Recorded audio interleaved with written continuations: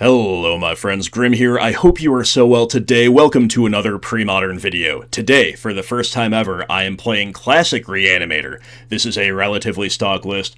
Back when I returned to content creation, returned to Magic in the new year of this year, of the Big 2-6, I did a few Moneyball videos, and then I actually played Dragon Reanimator, which was super cool. I want to revisit that as well, but I also have been wanting to try Classic Reanimator. Was never, under the old rental budget, able to afford it, especially all old bordered like I have it for you today, so I'm really excited to bring this one to you. It's a relatively stock list. We will, of course, go through it with a 75, but shout out to the Mana Trader sponsorship, helping me rent decks like this, and if you'd like to help me out, help yourself out, use my affiliate link to rent through them. You save big time, and you help me out. You love to see that one. Thank you so much to anybody supporting the content in any way, and especially to my friend Gold Sabertooth for becoming a channel member, which is pretty sweet, and just a little bit of a teaser, no spoilers, we might have something pretty sweet relating to Gold Sabertooth coming down the pipeline for this channel. Stay tuned for that. That's all I'll say for now, but stay tuned for that. Having said all of this, thank you guys again for being here. Let's talk about the 75. So, Classic Reanimator builds do vary a fair amount. Do we play rainbow lands, or do we narrow the colors of the spells to which we want to actually cast down to, fewer than 5 colors? Do we or do we not play Animate Dead? Do we or do we not have an Oath of Druids plan to which we can pivot? What are your favorite payoffs, so forth and so on. So I'm running a relatively stock list, just so you know where I'm coming from, but 14 lands, 4 each of Underground River, City of Brass, and Gemstone Mine for mana fixing, and 2 copies of Undiscovered Paradise, a really, really cool one. For further mana production, we run playsets of Lotus Petal and Dark Ritual, and the ritual art I've chosen today is the one that looks most Reanimator-esque. We can start filling up our bin as early as turn 1 with Careful Study providing selection and fodder for the graveyard, Putrid Imp providing a body on field, which is relevant as a supplemental attacker, as a shield against edict effects, and as yet again another way to put things in the bin, and Cabal Therapy. Also a 4 of. This, of course, we can target ourselves with, should we need to do such a thing, but it also lets us interact a little bit, especially Game 1. There are, relatively few cards, I guess, that we care about in Game 1s, and often you'll be able to blind name them with Cabal Therapy, and at least have a chance at interacting with the opponent. We also round out our 60. This is probably, the 59 is kind of set in stone, and card number 60, if I had to guess, would be Duress. And Duress is, of course, going to give us that little bit more interaction. We can't point this one at ourselves. Well, I guess we can, but we really shouldn't. The 2 of Sickening Dreams is our final way to fill up our own bin, and this punishes opponents for going wide, so we can sweep up the small creatures, we can do a little bit of incidental damage, it's potentially got finisher potential, but most importantly, we actively want to pay the additional cost. We actively want, in most cases, to be binning things. So a 2 of Sickening Dreams, and then, okay, that's how we put stuff in, how do we get it back out? 4 Reanimate, 4 Exhume, and 3 Life Death. So Animate Dead is the glaring omission here. Animate Dead is a non-bow with a chroma. A chroma is a 4 of, so most lists that you'll see, I suppose, if they're playing Animate Dead, they either accept that non-bow, or maybe they have a different series of payoffs. You're probably never going to leave home without a chroma entirely, but maybe you reduce the numbers of the Angel of Wrath. However, Animate Dead is also vulnerable to Disenchant, right? So between those two considerations, even though I love Animate Dead, I think it's really cool, I kind of like this list without it. So, once again, Reanimate, Life Death, and Exhume are how we actually dig things out of the bin.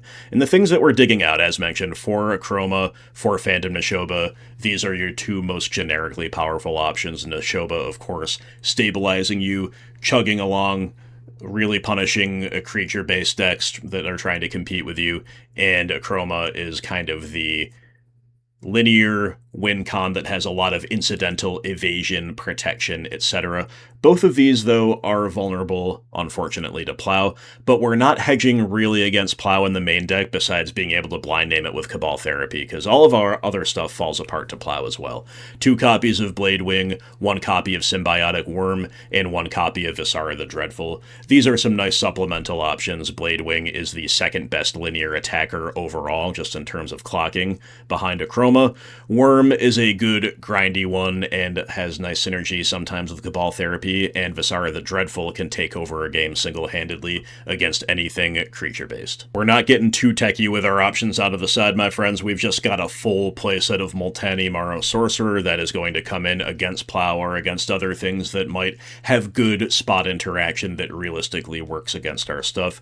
So we've got 4 of those and a full 4 Oath of Druids. This is going to punish creature decks in general. It is also going to give us a way to pivot and to make opponents' graveyard hate not lights out. It still might be good. We're not ever moving totally away from the reanimate plan, right?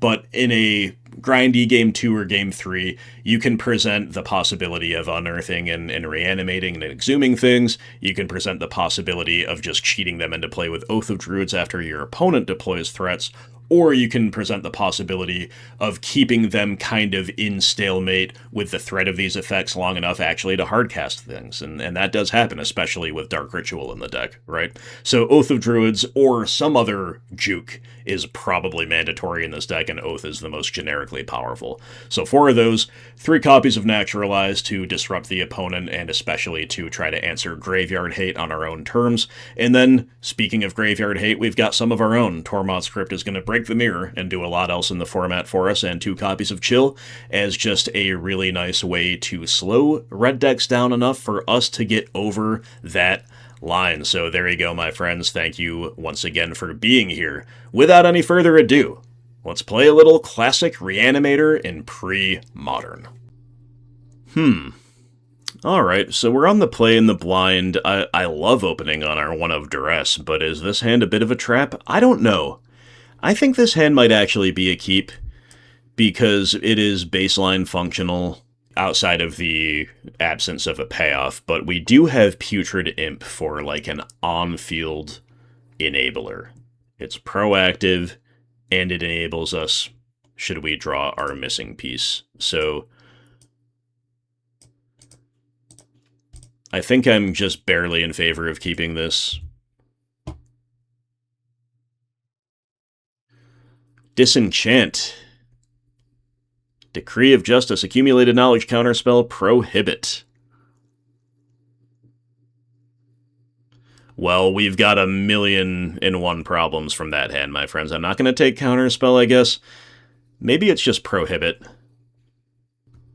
And we're just going to say go for now. The reason I don't take the counterspell is because they don't have double blue, as we know of just yet. Careful study, careful study, careful study. High risk, high reward play. Let's do it. Alright, we're in the reward portion, I suppose, of high risk, high reward. So we clearly bin Nishoba. We're clearly going to go City of Brass into Lotus Petal, into Death. What, therefore, should the other bin be? It's either Putrid Imp or another Petal. Probably another Petal. Especially with the Disenchant in their hand.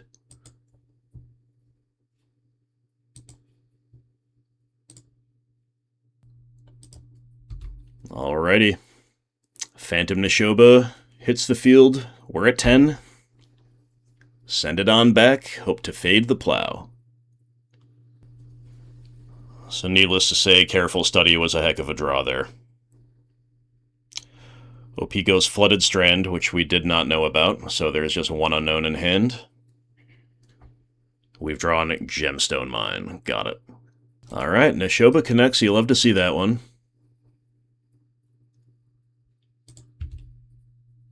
Opponent's going to do a little fetching. And then I do believe it is correct here to play Putrid Imp. because it's not like we're giving the opponent something to do this turn with a counterspell. First of all, chewing through a counterspell probably makes some sense. Secondly, they have AK anyway, right? And they just AK as well and let it hit, which we thought they would, and Imp is there for, you know, something that helps us with the clock in its own small way. It is also nice to have it on the field so we can bin another enabler should we draw such a thing. But opponent's going to go Plains and send it back with 3 unknowns in hand. The knowns are things about which we do not particularly care, at least right now. Cabal Therapy. Cabal Therapy. Okay. Okay. And we connect. Beautiful. Now, there is a little bit of incentive to therapy here. They might just snap off a counterspell. In this sense, we're actually then therefore giving them something to do, which we weren't before. That said, I still think it's probably pretty okay. I think I'm going to do it. Part of the reason here is we then get to get potentially a little bit more info going into game 2, right? But really it's all about do they or do they not have the plow off the top this upcoming turn. Alright, they counterspell. I think that's fine. Like, we can definitely flash back now with Putrid Imp. I don't think I need to. I don't think I will. The Imp is a realistic potential win condition on its own now that they're down to 4. Again, if we were flashing back, it'd be more for info for game 2 than anything else, and obviously Imp lets us play a longer game, as mentioned.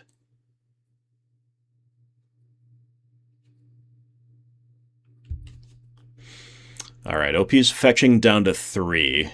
There might be like a main phase Impulse or AK, and they're maximizing their chances. Okay, it's just a main phase Decree of Justice cycle. Maximizing their chances for Plow, of course.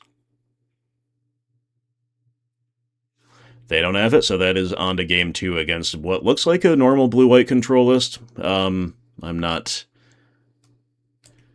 necessarily reading anything unusual. We're going to try all 4 copies of Multani. That'll be cool. I don't know that we do much else. Maybe a Naturalize as a hedge. I don't think I'm going to play more than 1 till I see a reason that's really compelling. I don't think I'm going to play Crypt. Neshoba was good there, but I don't know. I don't know what I'm doing with this deck, guys, but I kind of assume that, like, it's Multani and Neshoba out to a large degree against a Plow deck. So maybe we'll cut Visara and 3 Neshoba. Maybe that's pretty good. That's nice and clean. Again, we are not pivoting to Oath of Druids unless they show us, like, Exalted Angel and Meddling Mage and maybe even more here in game 2, then maybe we will. So these are pretty okay changes so far, with 1 more cut to make. Don't quite know what it should be. Maybe just like a Sickening Dreams. It's unlikely to have additional text beyond the role of Enabler, which other cards probably pretty much do better. Oh boy, this is an odd one. I think I'm supposed to try it. I think I'm supposed to keep it. We're going to go on the discard to hand size plan, and then, like, you know, unless they have early permission. Oh, Phyrexian Furnace. Yeah, that's a problem. Okay, that poses a problem. Never mind all that. Never mind all that. So, that is annoying, for sure. But now we just get to go on the discard plan, having drawn Cabal Therapy. Wow, Humility is a little scary. They've got Plow as well. Alright, so I'm going to once again, though, just take the Prohibit, and we'll play a little bit of a slower game.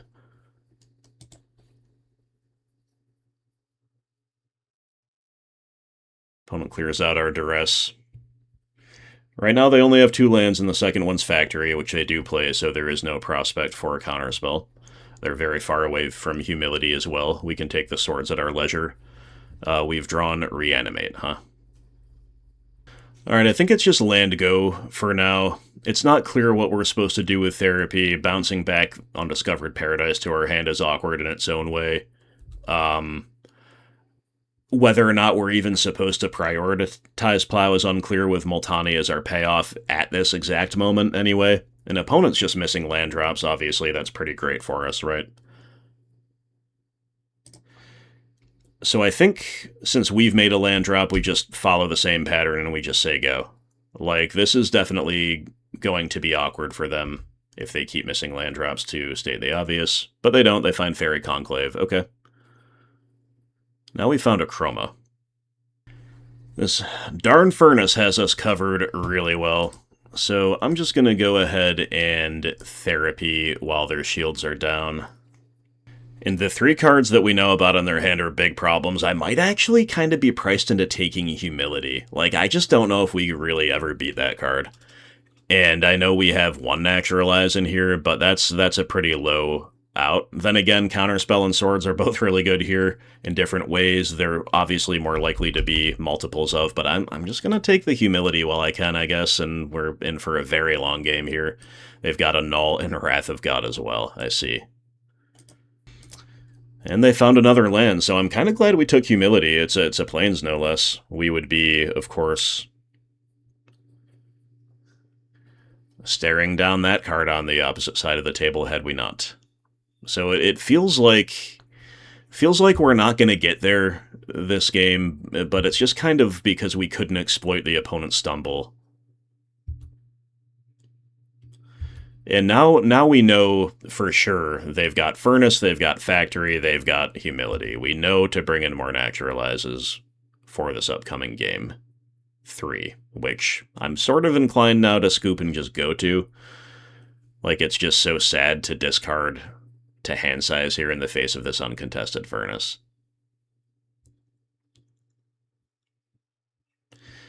And we don't have the colors to try to just hardcast Multani, which would just get counterspelled at this point anyway. So I guess we'll keep playing. We'll pitch one of our 3 Dark Rituals, which have been really awkward in this opener. Opponents making their land drops, no problem now. Took them a minute, but now they're good. And here comes Factory yet again. Okay, so they're still holding up Counterspell. Underground River. Okay. Now, if and when they tap out, we can hardcast something. And the something's pretty much got to be Multani, which would be pretty sweet. If we do that right now, though, they are simply going to counter it. So we'll try to draw another Cabal Therapy, or find some other way to overload them all on the same turn, I guess. Alright, we're down to 14. OP says go.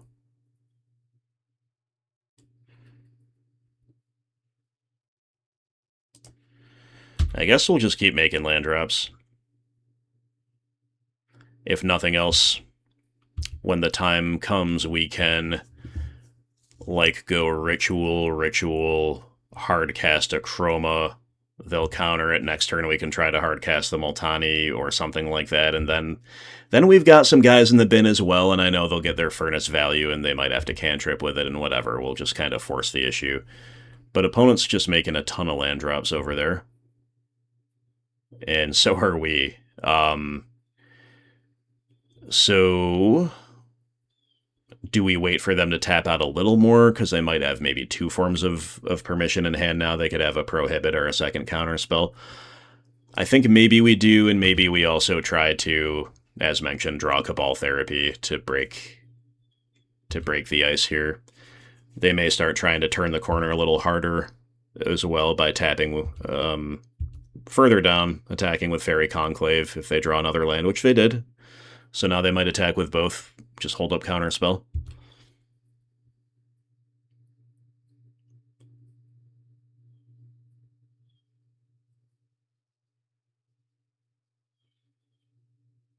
That is exactly what happens. Okay, so this is going to be the turn to go for it, my friends. We'll see what happens.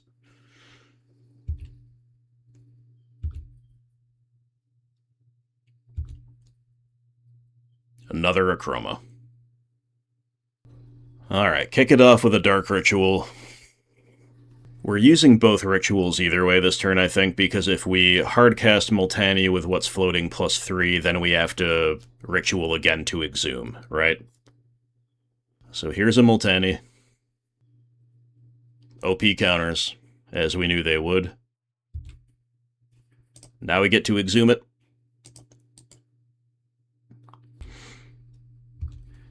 And Furnace is no avail. So we found a way through, kinda sorta. We had to go for Multani for mana reasons, but also just because they're on Plow as well. So we still have a lot of problems because Fairy Conclave is a flying attacker and we're at 7, right? They might also just Wrath of God here and then attack with Factory. So this is kind of the best I think we could do, but I guess it's not going to be enough kind of no matter what. They just have us covered, I think, still a few different ways.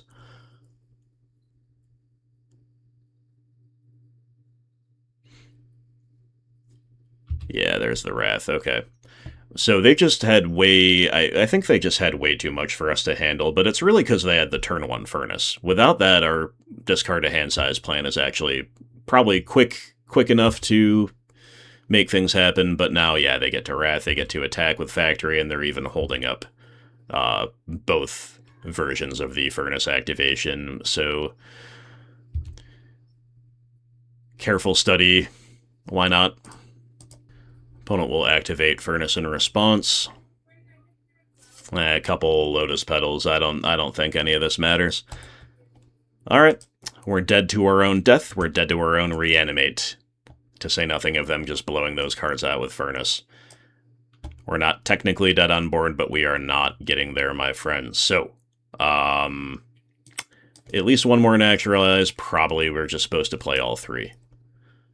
So we're cutting the other Sickening Dreams, therefore it might make sense to cut one more payoff. Maybe Symbiotic Worm could get cut. Alternatively, I could see cutting one of our Dark Rituals, maybe. They were pretty bad there. They can be very good. Maybe we're supposed to just try to get under them at all costs. So I'll cut Worm, I guess. I don't know. I could see that one falling on either side of the fence. We've got turn 1 go off, but it just gets beaten by Plow. But it would be Ritual, Cabal Therapy, Reanimate. We're probably supposed to keep that and go for it and then try to rebuild with careful study. If it doesn't work. Alternatively, we could actually just Therapy for Plow turn 1, and then next turn we dig out the Achroma.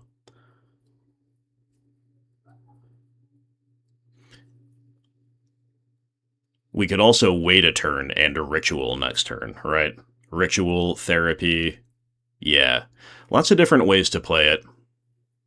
I'm actually gonna take the Coward's line here on the play and just do nothing. I don't think they have 1 mana permission that we care about. They have a Null, not a factor. Everything else, it's like Prohibit and Counterspell and stuff like that, so I think giving us one more look at a Plow makes a lot of sense here.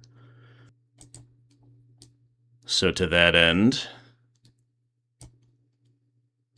kick it off with a Dark Ritual.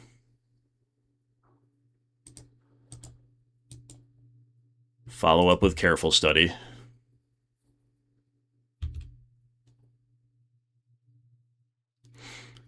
Binning Multani and Achroma. Okay, let's go. Cabal Therapy, still naming Plow, I think. Still naming Plow in this spot. We get one. They do have Standstill as well. Okay, fascinating.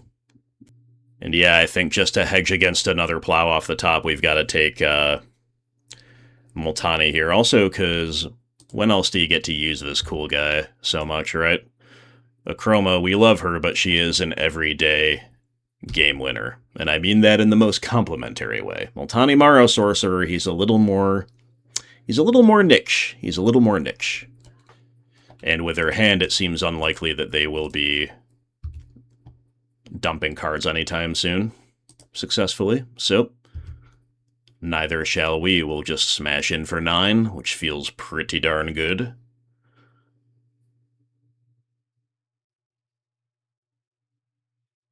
And obviously the pain of a Darker Wastes does not help matters for OP at this moment in time. To that end, they go down to 10 for an AK. Digging for what exactly? I don't know. Maybe like a land to chump block? Okay, Phyrexian Furnace. That one's annoying because it's obviously very good against us. It's also a proactive thing that they can put down in order to not take lethal without giving us, like, a standstill, right?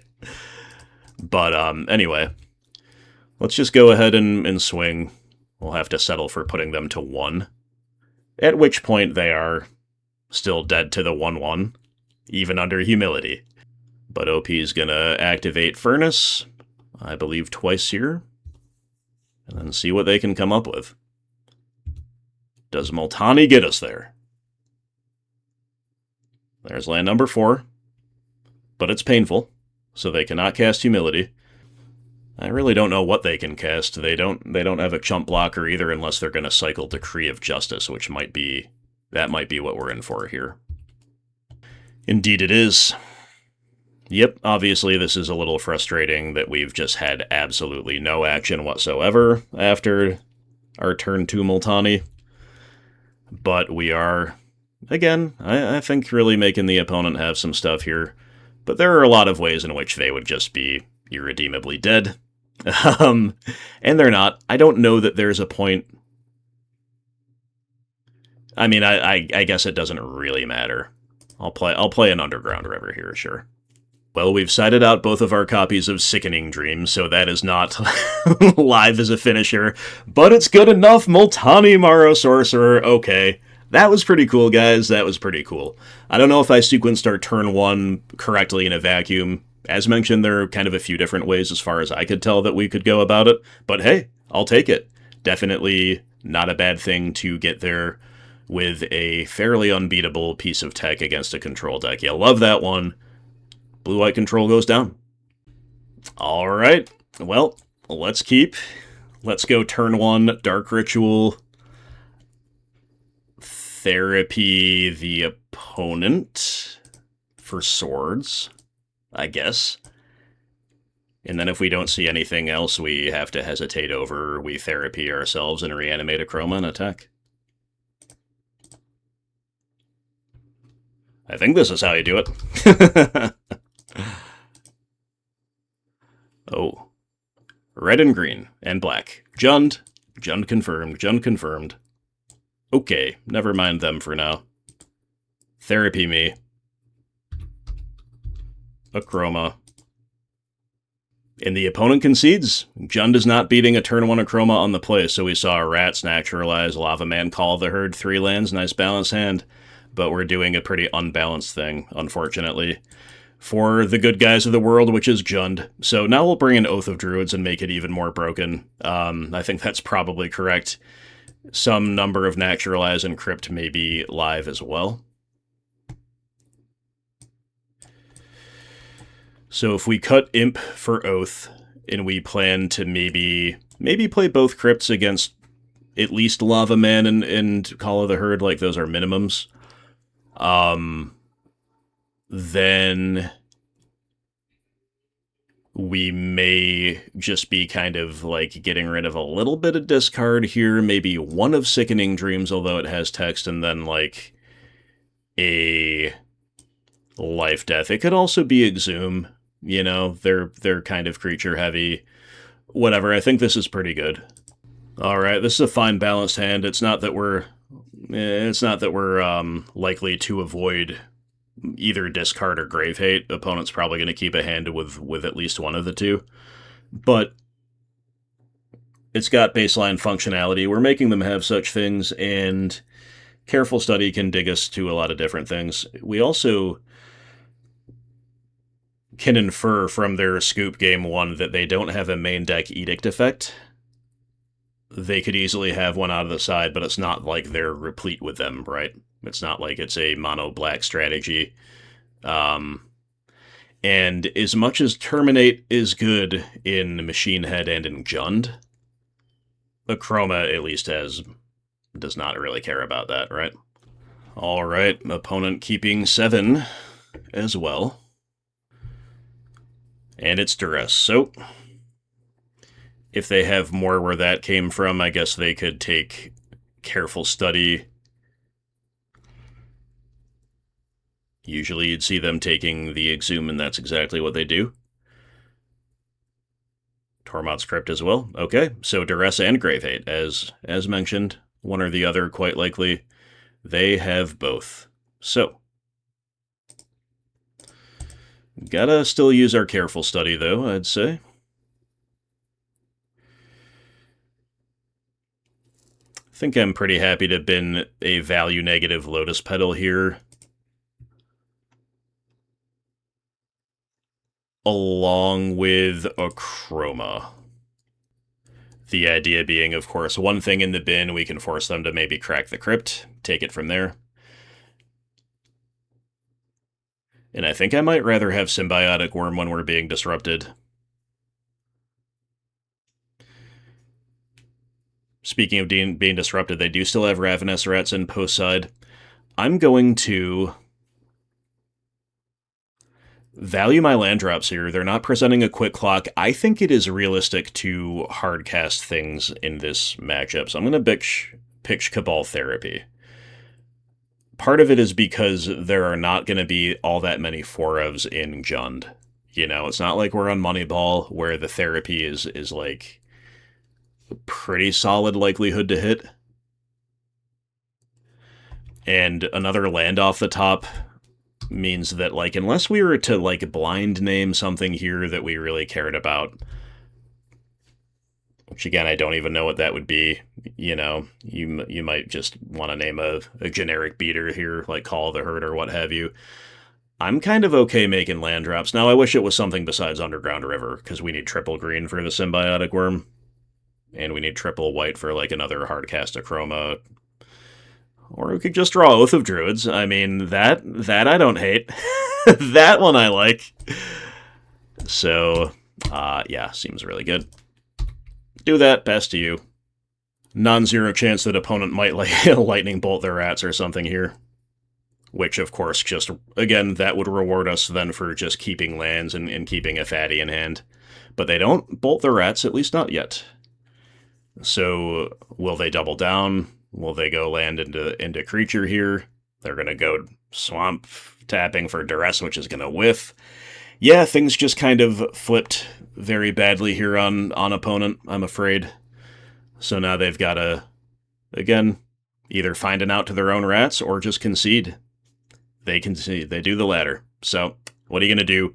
Nice easy win game 1 against Jund, and unfortunately for the mid-range good guy, a nice easy win for us game 2. There's the power of Oath of Druids. Now maybe they were waiting on Greenland for a Naturalize or something. That would be unlucky, but again, that third color splashing in a fair deck definitely can lose you the game. So if that's where they lost it, maybe they would have had us covered with Discard and Grave Hate and a Naturalize. Who knows? Probably they were pretty close to staying competitive, but we do just kind of play a few cards and auto-win.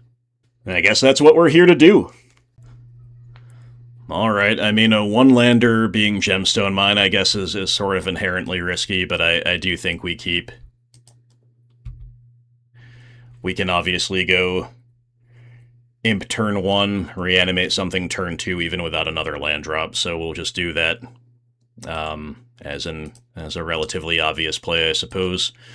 Opponent showing us basic island. I don't really love that, you know. I don't really love the prospect, of course, of permission here. Or indeed of Dreadnought, right? Indeed of the combo. But we do have Cabal Therapies with which to compete. We just don't have the second land to make them really all that useful, right? So second land would be great. We don't have it. So what do we do? Well, I think we just go for the Reanimate.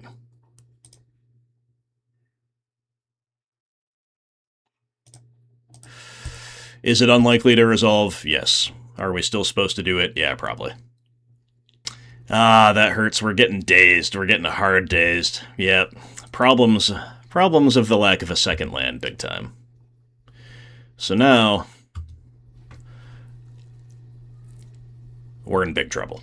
But again, you know, had we known we were against a blue deck, we probably would not have kept this. We're against blue-white, no less, so now they probably have Plow rolled up as well. Yeah, this is going from bad to worse. We have to just kind of go for a careful study here. Lose our gemstone mine. I mean, what are you going to do? Alright, we do find a couple lands, so that's fine. Worm, and I'm going to bin Sickening Dreams here, I guess.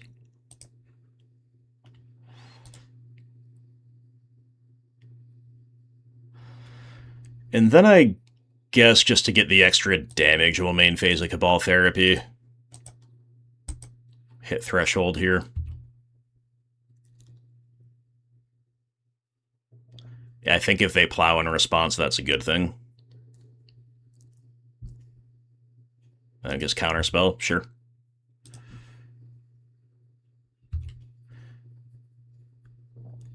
So we could chip for 2, then flashback with Cabal Therapy, but I think I would rather attack next turn first and then see what's up.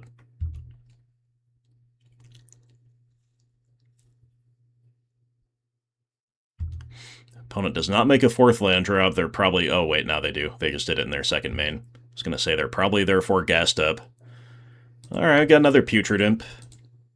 So we can take it a little more slowly here. I think I will. I think at this stage I'm supposed to take it a little more slowly. So we'll attack, we'll follow up with a second Therapy and a second Imp. Alright, it's going to hit, so we'll name Plow. No dice, but we do see Dreadnought. And foil. Got it.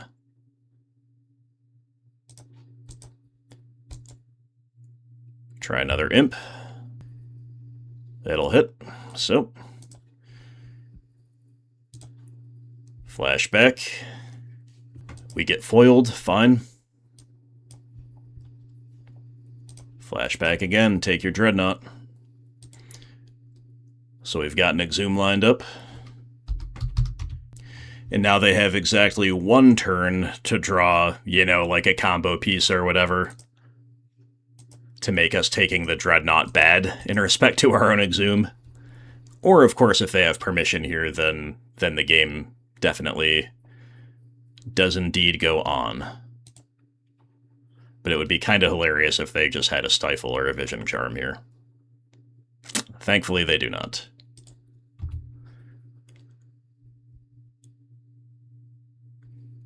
Alright. Good job, Bladewing. Good job. OP concedes. Alright, game 1 against Blue-White Dreadnought, which seems like it would be a tough matchup, but we do get there. Pretty cool. Naturalize, and I guess Multani. I don't think Neshoba's at its best here, so what if we just play all 4 Multani? Cut all 4 Neshoba as a pretty easy in versus out. I don't think I'm, you know, doing Oath or anything. They're probably on Meddling Mage. I don't know. I don't know if I'm supposed to play Oath as a hedge against that. I don't really know how that goes. Interesting thought, but... Alright, so we're going to run it like this. I'm really not sure how to side here. I'm kind of going back and forth on whether or not we want to try Oath of Druids. I'm specifically thinking of Meddling Mage in that respect. It's probably a little loose, but I don't know. I could be talked into it for sure from somebody who knows what they're doing. Opponent's keeping 7. We've got a no-lander. And hey, Gemstone Mine. Okay, the 1-lander is definitely rough here. Do we keep or do we go to 5? I think we're supposed to try this one. Keep. Bottom Sickening Dreams, I guess. And we'll see what their progression looks like, right? Because it could easily be something that, like... Alright, got Naturalize. Could be good. Does not inspire me with confidence, though, with our... Yeah, we're on Gemstone Mine and we're getting dazed. That's really not a good combination. So... But we'll see, we'll see, we'll see. Obviously, land off the top would be optimal.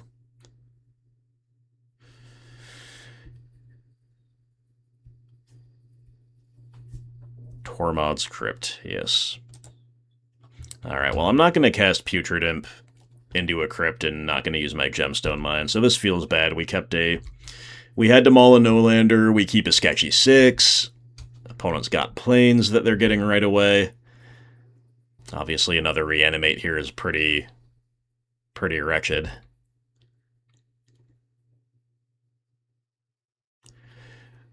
We were, I suppose, quite all in on that careful study resolving in order to dig us deep enough to have functionality. And OP's plenty functional over there, making their land drops. Hey, we've got Dark Ritual. It's probably a little late, actually, for that. Yeah, I think we just have to bin Multani here and clean up, and then take it from there. We are at least kind of time-walking them for whatever that might be worth. And there's a lot of different draws that we could have off the top that now that we have Dark Ritual in the back pocket, could end up being pretty good.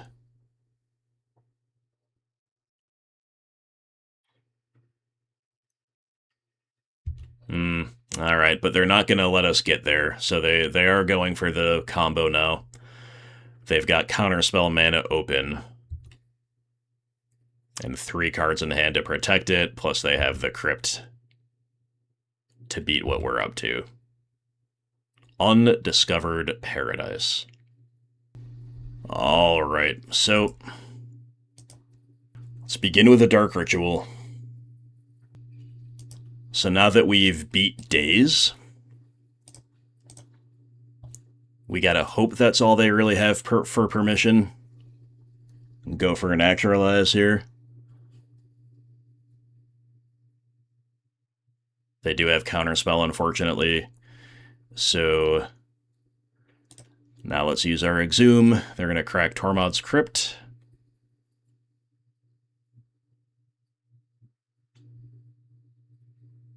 Or maybe they just let it hit and they think it's not a problem. They're going to gush in response. Yeah, they've got us covered many, many different ways here. This is more like what I was afraid of with this matchup. The Permission, the Plow, which they haven't even needed yet. The Crypt post side. Getting tempoed out, getting comboed on. Seems tough. Seems tough.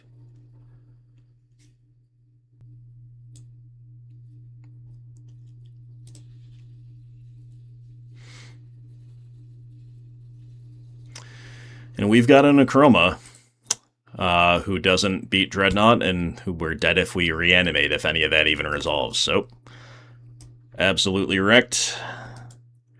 But mostly by our own mulligan, to be fair. Now, do we want to do anything differently post-side? Again, they didn't show us Meddling Mage. That's the main reason I think Oath of Druids might be good. And if they didn't show us that, I'm probably not going to bring it in for Game 3.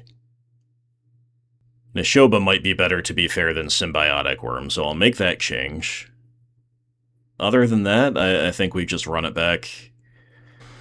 Well, we have a Naturalize, which is great, but we have no payoff. And we have Awkward Lands with 2 Gemstone Mines, and the Dark Ritual's not really doing anything for us here, so this is kind of a multi-6 already as things stand, if you want to look at it that way. Not strictly, but I think it's close enough to weigh this into consideration. I'll maul. I'll send it back. Alright, we'll keep. So it's going to be Paradise into turn 1 Akroma. We're going to Cabal. We're going to go Ritual, Cabal Therapy ourselves, and then Exhume. So with that in mind, do we want to bottom Lotus Petal or Reanimate? I don't actually know. I'll bottom Petal, but I'm not sure that's actually correct.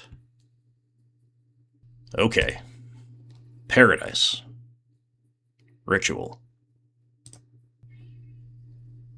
Therapy. And Exhume.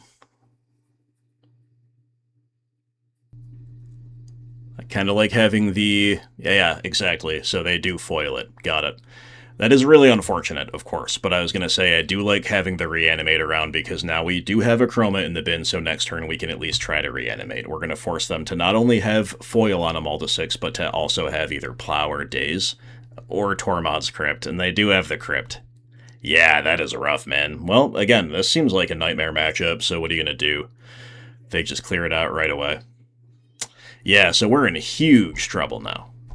I don't know what we can really have that's realistically going to get us there. Now, they all are only down to 2 cards, right? So it might be a little while before they get the combo together or something like that, or maybe they just have the nuts. No nuts. They kept a 1-lander. So, all right, it goes on for a while. The game could have easily been decided there. Instead, it's going to go on. It's going to go on and on and on. Underground River, pass to you. Phantom Neshoba, so I mean we can potentially consider getting up to the point where we're hard casting it. Seems kind of bad in this matchup. I think I would almost rather just like keep waiting and then discard it to hand size type of thing. Try to maybe double spell on the same turn in so doing. Obviously, you only have limited time against the Dreadnought combo. We do have Cabal Therapy.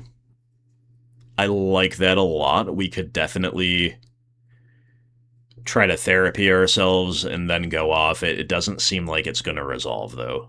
Like, it seems like the Reanimate would just get countered pretty easily. So the risk of them having the combo in the next turn or two and us not being able to disrupt it, I think I am going to wait and try to have something really good. Try to have a really good turn. We're going to go for a Portent. You know, if we can get them tapping out a little bit, you know, that's an example of something that might break our way. OP will not shuffle.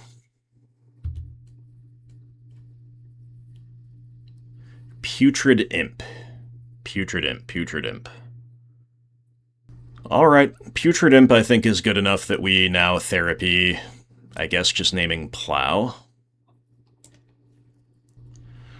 OP with a counterspell, yep. Lotus Petal. Putrid Imp.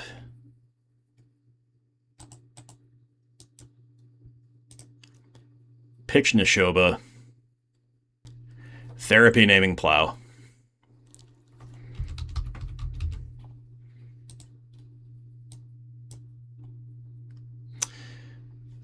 They've got double counterspell, foil, and impulse, but they cannot foil. So now we reanimate, and we hope for the best. We've gotten in under a ton of permission.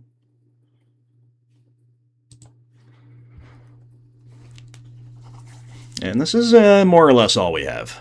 We could rip like Naturalize to compete over the combo, but they're not really close to that anyway. We just have to Fade Plow. And to that end, they are impulsing, which is not a surprise at all. They're going to dig for such a thing, of course. And if not, they're that much deeper towards one.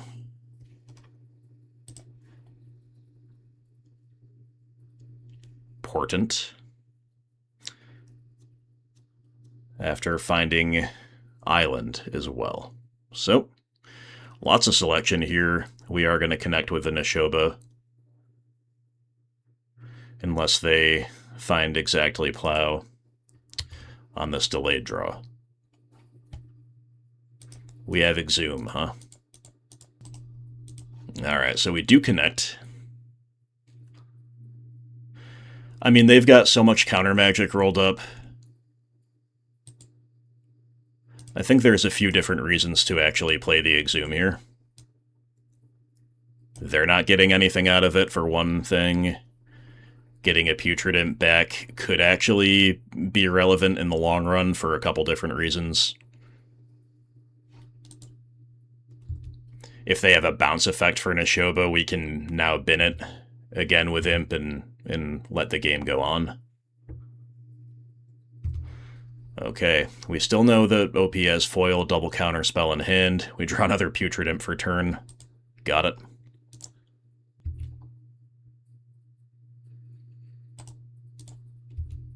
Alright, attack with all. We're connecting again, nice. OP's at 3, so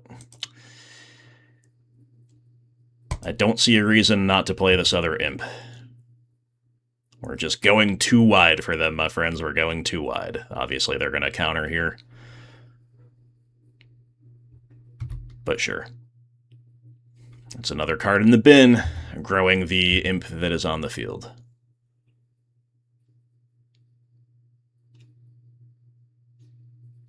And that's the match. Alrighty. Yeah, Neshoba, not really something that lines up all that well against Phyrexian Dreadnought, but it is good enough. Definitely a scary, scary matchup, but hey, we get there. Sometimes when you're proactive, you can just kind of make things happen, even if a lot of the odds are stacked against you. Game 2, though, I feel you'll have a lot of those types of things where you're just getting tempoed out and everything is against you. Alright, this is a hand that we keep in the blind, I would say for sure. We can just careful study a Chroma into the bin and Reanimator on turn 2, with Duress clearing the way as things stand, not accounting for anything opponent might do, which is factory into Curse Scroll. Okay, interesting. Or Dark Ritual. That's nice. Doesn't really help us this exact turn, though. So I actually think, like, it's not crazy to Duress here, because they might be on Moneyball or something. They might, after we study, therefore blindly Cabal Therapy Reanimate. For that exact reason, I'm going to go ahead and Duress, which I kind of normally wouldn't. But this way we get to take that card if it matters. Diabolic Edict, so we're against Pit Wreck, and or we could take Bottomless Pit. Pretty easy take of the Edict. Alright, well, I'm feeling rewarded, I suppose, for the Duress decision, and again, that's just kind of based on the read of what factory into scroll might mean. And now they'll do the work for us with a good old Ravenous Rat. Thank you very much. Sickening Dreams as well, huh?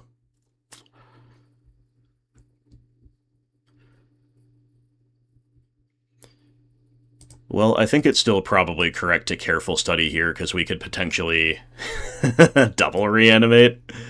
Let's just see what we can find here. No double reanimate for us, so I'm just going to pitch mana sources here. I guess Ritual, maybe City of Brass. Doesn't really matter, because we're just going to put some stuff down under discard and try to erase them with a Chroma. Against Bottomless Pit and Wasteland, we don't have that combination of cards. We don't have the incentive to try to, like, hoard cards in hand against a rack off the top or something like that. It's just not realistic, so we just put our stuff down. See if it's good enough. Alright, they play their Wasteland, so there's not going to be a Pit this turn. They also found a Duress, so take your pick. They take Reanimate. And then they found the rack. Jeez, okay. Well, it's kind of the nightmare, actually. Kind of the nightmare. And then they just go ahead and Wasteland City of Brass right away. Alright.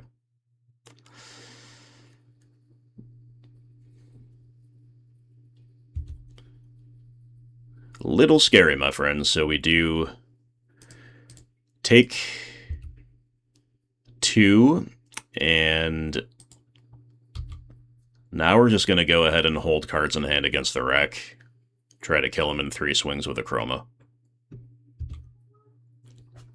We can also finish them off with Sickening Dreams next turn if that ends up being the play. Like if they don't have another discard effect, which they do. Ravenous Rats, okay. Stinks. What are you going to do?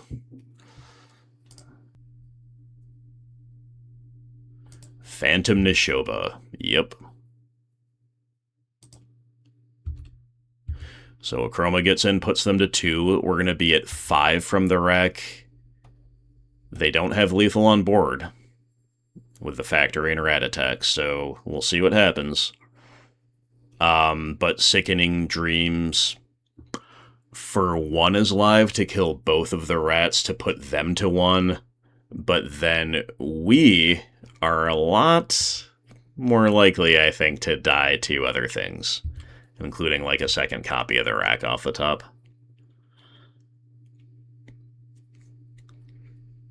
They don't find a second copy of the rack, they find a swamp.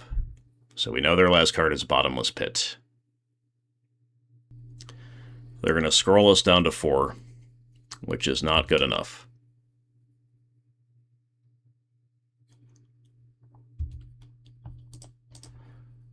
The rats will do their level best with an attack. Chroma cuts 1 down. We're at 3. And then we're at 2. And then the game is good. Alright. See ya in game 2. So against Pit Wreck, Naturalize has got to get in here.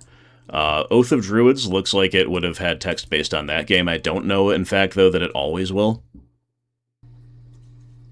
And, you know, I'm new to Reanimator, guys, so I don't know if you ever want to bring in just, like, some oaths, like a couple, but not all of them. But I could see this being a matchup where you do want to do that, because I don't think anything else off the bench really matters, and I don't know. Like, I still do want to stay on Plan A to a significant degree. I think, obviously, with them doing some of the discarding for us, that is a powerful thing. So, if anything, maybe we just cut some amount of our discard enablers. We're going to leave all of our reanimation spells in, and I think all of our threats in. Let's just not be cute. Let's just get all 4 Oath of Druids in and accept that sometimes they will be able to beat us while it's live, right? I think that's correct, the more I talk about it. So we'll cut 1 Sickening Dreams, we'll cut another Cabal Therapy. This is fine.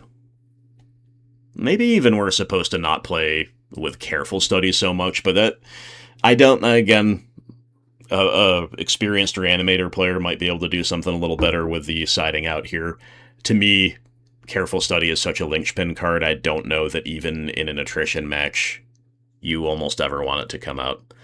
Now, this hand actually does nothing, right? It just makes land drops, and that's great, but 2 Petals, a Dark Rit, and 3 lands.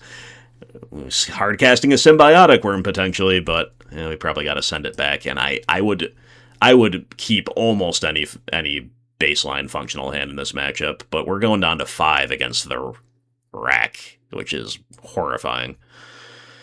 I guess we're going to keep a 1-lander against a Wasteland rack deck rather than go to 4. Yeah, this one stinks. Maybe I should have kept the 7. But opponent at least did go down to 5 as well, but they love that. Their 5 versus our 5, they're taking that all day. Anyway, keep. I'm going to bottom 1 Cabal Therapy, because we don't want to whiff after we've already, you know, not exactly kept ourselves flush with resources. And then I've got to bottom 1 of our 3 threats, which in this case will be Viscera the Dreadful, the least useful of the 3. No offense. No offense. Careful Study. Yeah, let's just open on that. I was thinking about maybe Dewey Therapy.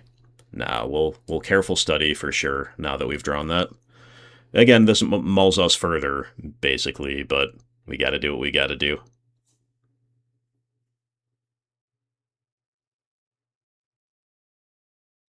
Opponent's hesitating. I wonder if they might Funeral Charm us in response. That is kind of an interesting consideration. Whatever they were thinking of, they don't do it. So, yeah, let's just bin both of our threats, I guess. And then they send it back, but they will Funeral Charm us, so that is exactly what's going on. Yeah. Yeah, interesting here. Do we bin Ritual or Cabal Therapy? I'm definitely not getting rid of Naturalize. Definitely not getting rid of a second land, even though it's our 2 Undiscovered Paradise. That's mightily awkward. I will, I guess, just bin the Therapy here.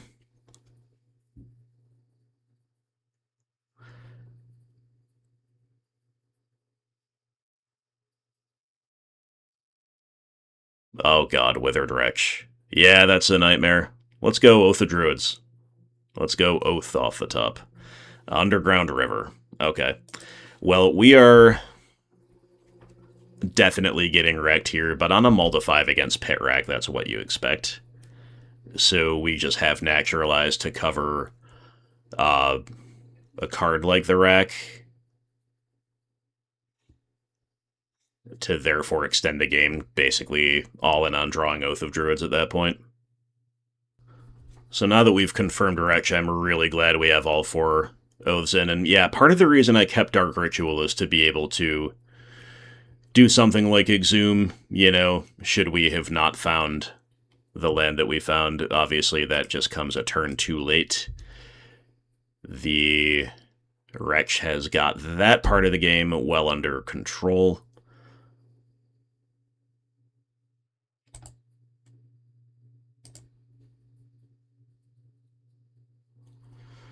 Alright, opponent will ritual out a bottomless pit. And then they've got the Rack as well. Goodness gracious. Okay. So we're naturalizing one of them, and it's just got to be the Rack.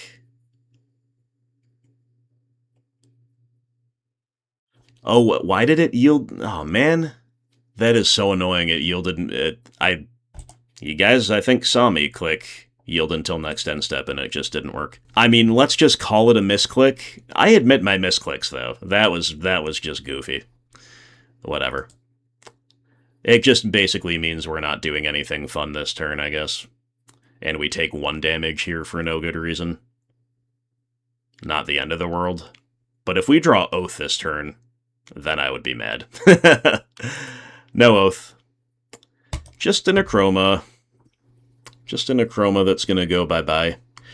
So I don't think anything materially has changed unless we lose by exactly 1 life. We will once again go back to hoping against hope for an Oath of Druids off the top.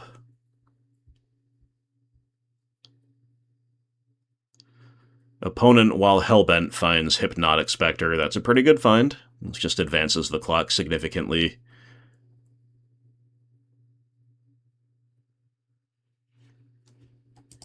Ensures that we will be Hellbent sooner rather than later, especially because these Paradises are so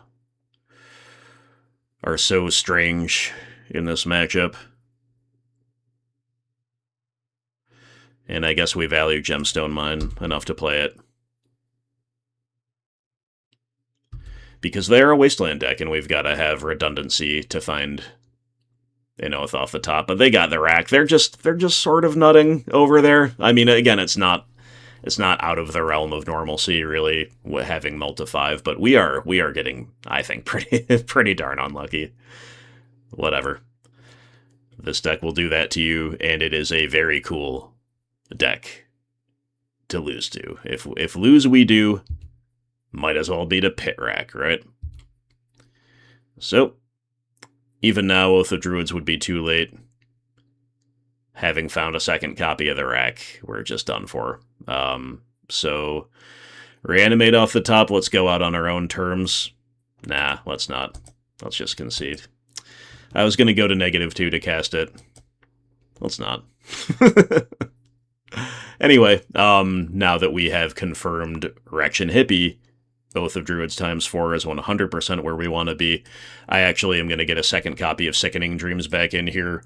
A lot of Rack decks will not be that creature heavy, right? So I think cutting 1 was fine without that knowledge. Now that we have that knowledge, I'm pretty happy bringing it back in as just a potential board wipe. And I'm going to cut a single Careful Study in the attrition matchup. Sickening Dreams, as much as it can wipe some important things, it is still card disadvantage.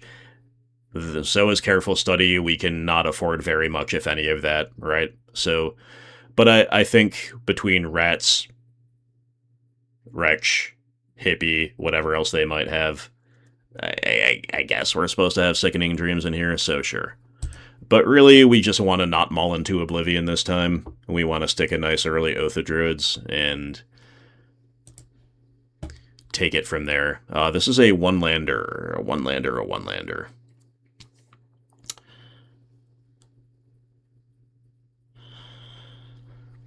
Yeah, we have the reanimates. We have the targets. I'm gonna keep it. I'm gonna go on the mull to hand size, or the discard to hand size plan. Now, if the opponent just goes turn 1 duress, that plan goes out the window. But I'm gonna make them have that. If they have anything but turn 1 duress, or I suppose Cabal Therapy, Blind Naming, Reanimate, then I'm feeling probably... Oh god, turn 1 duress, yeah. I was gonna say I'm feeling probably better about this than I would about mulling. So we only lose 1 reanimate, we still have redundancy, but we don't get to discard to hand size, that's the point. We've drawn Naturalize. Alright, so the jig is up, I'm just going to play City of Brass. That's some... Naturalize provides us some incentive for that. Opponent plays a Swamp and does nothing. Careful Study. Yeah, that's actually a very good draw here, even though, you know, I mentioned the dangers of card disadvantage. Still no other land, though, dude. However, if we don't get wastelanded or discarded on this upcoming turn, in any way, shape, or form, we can ritual, and then I guess we can reanimate and cast Death. That's a lot of life loss, though. But we could get 2 guys back. One of them's Neshoba. We'll just have to see. We'll just have to see. If they go... I mean, if they had Withered Wretch, they would have played it last turn, even tapped out, I'm pretty sure. So, I got nothing here. Interesting. No Wreck, no Pit, nothing. We've got Oath of Druids, but still no other land. Alright, let's just go for a very, very hardcore plan A here, Dark Ritual. I think in order to protect from an Edict effect, like, we want to protect Neshoba, right? So let's get Visara back first. And then let's reanimate Neshoba afterwards. And we go down to 5, which is kind of hilarious. Yes, an opponent does Edict us in response, so... Pretty happy about that particular little sequencing. If they just have another Edict, though, which is, I suppose, distinctly possible, and indeed perhaps likely based on their sequencing thus far, then we're just very sad. But we can just... Yeah, okay, they do. We can just genuinely say we've been, I think, very unlucky in this match. However, if we can... Yeah, City of Brass, sure. So we can't just run out Oath here. Not at 5 life. Not at 3 life after casting Oath. What we have to do is try to draw Exhume, maybe? Or wait for them to play something out? And then play Oath and hope for the best? Yeah, Withered Wretch. Okay, so now we...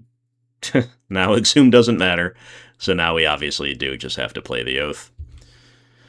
Unbelievable. Yeah, we've got the tools to win this matchup, I think, a lot, but we're getting kind of smoked here. So down go the cards that we did so much setting up to enable.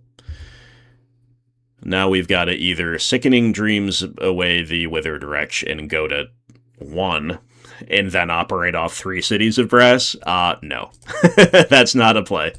So instead we will basically do the same thing here, but we have an Oath of Druids to show for it. And we have to kind of hope we Oath into Neshoba, I guess. Anyway, we get our wish. Phantom Neshoba, let's go. Hope Springs Eternal. If they have a 3rd Diabolic Edict, then we are just not... we are just not able to... we are just not able to do anything about that. Gemstone Mine. Yeah, I mean... I guess I'll hang on to it for this exact turn. Should the game go longer, it's going to be nice to have that, I guess, over a 4th City of Brass, if nothing else. They have the third Diabolic Edict. Alright, guys. Well, you know, there's just nothing we can do about that sometimes. With all the aforementioned concessions in mind, triple Edict is just not going to be a good time for us. So, good games, well played, and the Pit Rack takes care of us very, very strongly post-side, without really needing to deplete us necessarily all that much. Diabolic Edict is a very strong card. Alright, opponent's mulling. Dare we keep the no-lander? It's got a lot, but it doesn't even have a reanimation spell. It's got ways to put things in the bin and targets and the loot, but no land and no reanimate or equivalent, so down we go, and look, it's another no-lander. Yay. But opponent's mulling to 5 as well, so sure. Give us something here, deck. Okay. Well, I guess we're gonna keep. Who knows what we're against, therefore who knows what we should keep, right? But I am keeping. I will bottom City of Brass and probably just Phantom Neshoba. I think we need 2 lands, and I think we'd rather have redundancy in terms of, like, having a second crack at a reanimation spell through discard or permission. We promptly draw a second Achroma, punishing us for bottoming the other dude, but I don't think that was incorrect in a vacuum. Now we have Putrid Imp. Yeah, I mean, that's a really good draw. Would have been better last turn, to be sure, because now permission might ruin our day here, but it does not. Lovely. Okay, so even if there's a kill spell, we can just dump both Achromas in response. Take it from there. Impulse. Alright, so far it's looking like a little bit of a counterburn style strategy. Permission, therefore, on future turns seems very likely, but they didn't have it here, or they didn't choose maybe to compete over the Putrid Imp, which is also possible. But, like, we really hope they kind of have to tap out here for a kill spell. Like, maybe they go fire or something like this. Whoa, Ancient Tomb. Mind Stone. Alright, this is a go big deck of some kind. It could even just be mud. I could be totally off with the initial theory. They're floating white here. And then saying go. I don't know if that was a misclick. I don't know what happened there. But we'll take it. Alright, let's bin in Achroma. And cast a Death.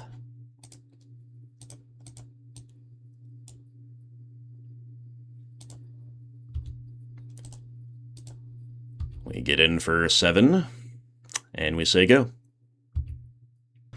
Alright, OP leads off on Gemstone Mine, then they tap Mind Stone for Chromatic Sphere. It's not what I expected to see. It's kind of a sign of strength that they don't feel they might need to crack Mind Stone for a desperation draw here.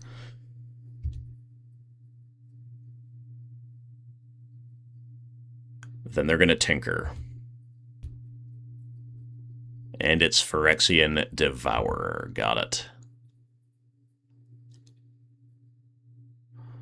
But it's not quite enough. Okay. So I'm, again, I still have other things in the back of my mind, but I guess we're just siding as though it is mud. Naturalize has got to get in here. I don't know. This is one that's a little unintuitive for me, right? Like, do we fiddle around with Oath of Druids at all? Depending on their build, it might not be as bad as it sounds, but it still might kind of be bad. Do they use the graveyard? Is there, like, Goblin Welder involved? You know, there's lots of different questions here. Is Chill even somewhat reasonable? I think a more experienced player with Reanimator and a more experienced player against a blue-red Tinker strategy, maybe being able to identify a little bit more than I can sitting here right now, would probably have a little bit more to do in terms of siding. As for myself, though, I might just keep it pretty lean and mean, bring in the 3 Naturalizes, run it back, try to make them stop our main game plan, which does seem pretty good against them. So let's cut maybe a single Sickening Dreams, maybe a single Phantom Nishoba, and a single Life Death. So we cut 1 Graveyard Enabler, 1 Reanimation spell, and 1 Payoff. We get our Naturalizes in here, try to pick a good spot to disrupt what the opponent is doing, and otherwise we stay on plan A until we see a little bit more about the nuances of their build. Well, this hand functions, and it does have Naturalize. It does not have a Reanimate spell, but it's got 2 of the 3 pieces of the puzzle. I think I am supposed to keep it. There's a lot of different draws that make this great. There's a lot of different ways we can approach it, even in the absence of great draws. We can always just Cabal Therapy on our turn 2 for a Tinker. They go turn 1, Sabo's Web, Tormod's Crypt. Yikes, okay. Well, that's all pretty darn good. So now maybe we could even Therapy for Tinker now. I don't think that's crazy. I don't think that's, like, mandatory either, though. We could just also play a Putrid Imp and say go. But let's try the Therapy. Let's just name Tinker. See what's happening. We don't get it. There's 2 Tangle Wires, though. Do we care? I have a Frantic Search as well, huh? I mean, so obviously we can play Imp, bin a Chroma, flashback, get both Tangle Wires. Again, I don't know for sure that we care, but that might be kind of a responsible thing to do. I think I'm going to. We could also, like, take care of the Crypt first. Whatever. That's not really... It's not really the vibe here right now, in my opinion. I could easily be wrong. There's a lot of different ways you could play this. This is a little bit more of a mid-rangey play, and even that not necessarily so, because we cashed in a pedal to do this. So yeah, I'm not sure this was all correct, but I think it's at least one line that you can take, right? So they'll play out the Mine and the Sphere. They're hanging on to that Frantic Search. We draw Phantom Nishoba. That's obviously a very awkward draw. City of Brass, say go. They play another Gemstone Mine.